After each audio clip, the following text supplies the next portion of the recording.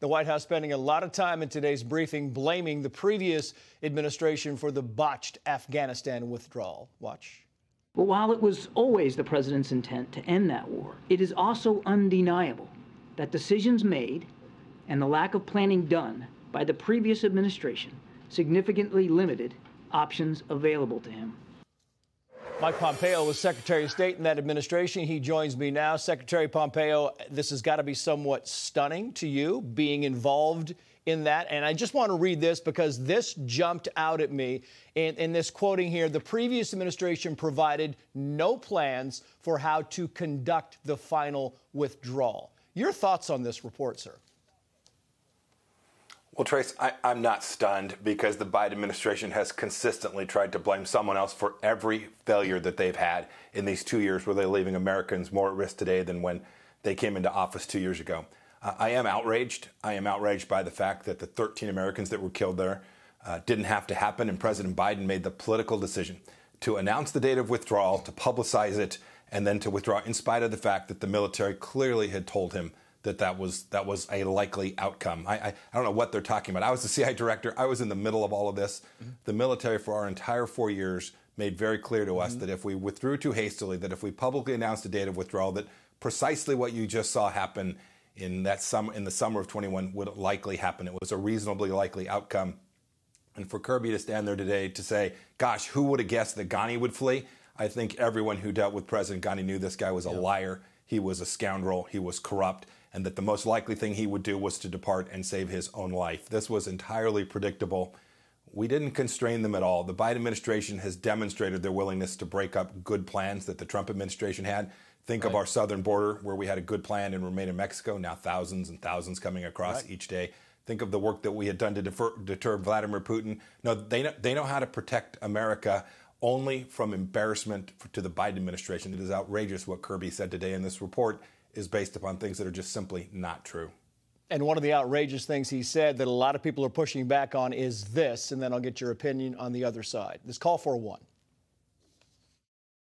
And so for all this talk of chaos, I just didn't see it, not from my perch. At one point during the evacuation, there was an aircraft taking off full of people, Americans and Afghans alike, every 48 minutes. And not one single mission was missed. So I'm sorry, I just won't buy the whole argument of chaos. It was tough in the first few hours. You would expect it to be. There was nobody at the airport, certainly no Americans. It took time to get in there. Those aircraft had people falling off of them, Secretary Pompeo. This thing was a disaster. There are still Afghan heroes who helped us out in that war for years and years who are stuck in that country and cannot get out, and it's up to private teams to go in and get them out. This was, as Admiral Kirby said, an unmitigated disaster. He prefaced it with that saying, he went on, we had some good things. This was a disaster. That's pretty much the consensus. Trace, the American people and every veteran who served there should be incredibly proud of our 20 years of work there. We saved American lives. But for Kirby today to say that he's somehow proud of the way we departed, that this wasn't an unmitigated disaster, we should just all believe our own eyes. We all saw the video. This was chaotic. 13 Americans killed. They sabotaged a plan that we had put in place that was conditions-based. And we had withdrawn American forces down to about 2,500 uniformed military personnel over months, with the approval of the military and the intelligence agencies, and had relative stability inside of Afghanistan. They came in, took the plan that we had, and just botched it. They made a hash of it, and the American people have suffered for it. And frankly, America standing in the world is continuing to suffer from that today. Yeah. And sir, they were told again and again, by the generals, do not let go of the Bagram Air Force Base, and they let it go at a time that was pivotal to what happened. Of course they were, Trace, and I want to get to one more thing.